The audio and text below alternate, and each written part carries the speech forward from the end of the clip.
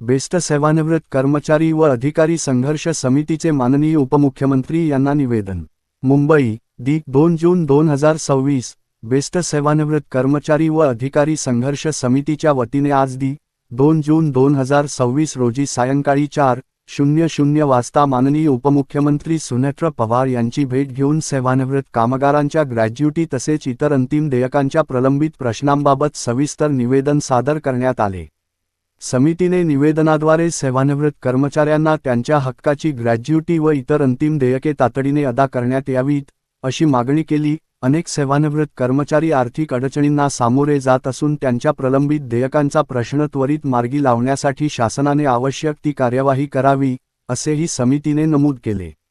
माननीय उपमुख्यमंत्र्यांनी निवेदन स्वीकारून संबंधित विषयाचा सकारात्मक विचार करून आवश्यक ती कार्यवाही करण्याचे आश्वासन दिले. यावेळी संघर्ष समितीचे पदाधिकारी व प्रतिनिधी उपस्थित होते.